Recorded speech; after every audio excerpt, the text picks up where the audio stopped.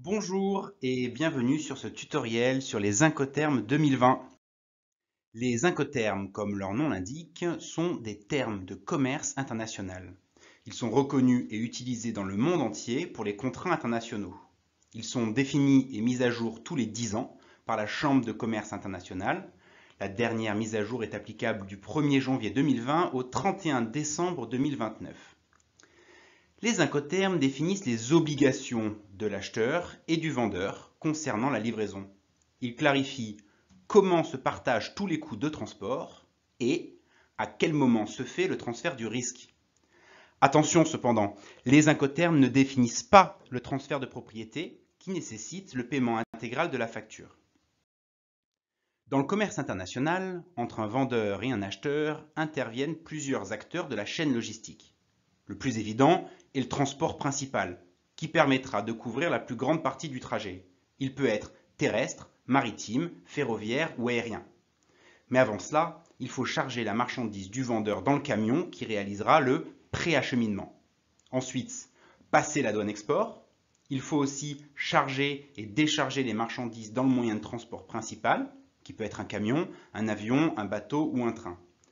Repasser la douane, mais à l'import cette fois, et faire le post-acheminement, c'est-à-dire faire les derniers kilomètres qui permettront d'emmener la marchandise jusque chez l'acheteur où elle sera déchargée à sa destination finale. À chacune de ces étapes s'additionnent des coûts, mais qui les paye? L'acheteur ou le vendeur? C'est ce que va permettre de définir les Incoterms, illustrés par la première barre de notre schéma.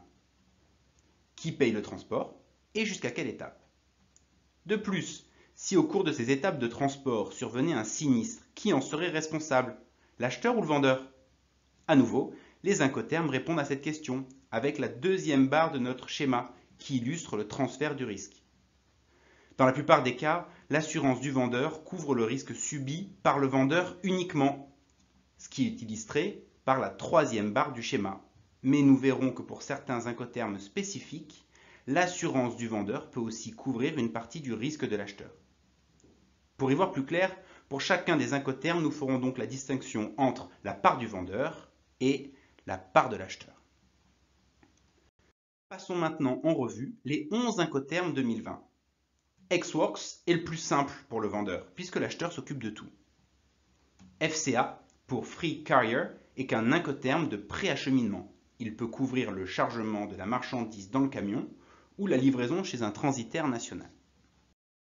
Pour CPT, Carriage Paid To, le transport est payé par le vendeur jusqu'au lieu de destination.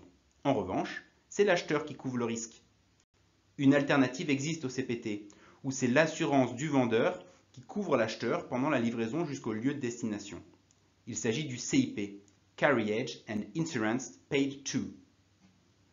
On retrouvera le même principe pour 4 Incoterms spécifiques au transport maritime. FAS, Free Alongside Ship, qui couvre le préacheminement jusqu'au navire. Le FOB, FOB, Free On Board, qui intègre le chargement de la marchandise sur le bateau. Le CFR, Cost and Freight, le transport principal est payé par le vendeur, mais l'acheteur couvre le risque. Et le CIF, CIF, qui est un dérivé du CFR, où l'assurance du vendeur couvre le transport principal. Et enfin, les 3 derniers Incoterms qui sont utilisables, quel que soit le mode de transport principal. DAP, Delivery at Place, qui couvre le post-acheminement. DPU, Delivered at Place Unloaded, qui intègre en plus le déchargement de la marchandise.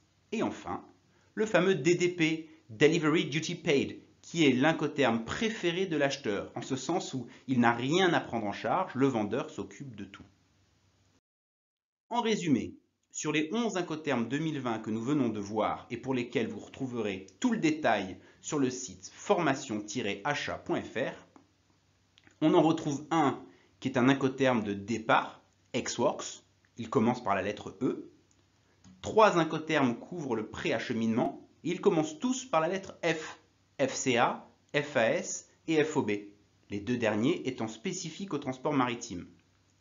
4 Incoterms, ceux qui commencent par la lettre C, concernent un transport principal payé. CPT et CIP valables pour tous les modes de transport.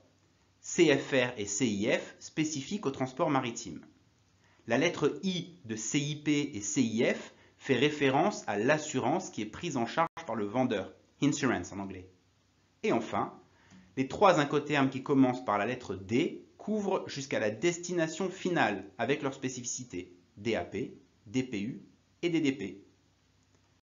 Retrouvez toutes ces informations sur notre site formation-achat.fr qui regroupe des ressources gratuites à destination des professionnels des achats et de la supply chain.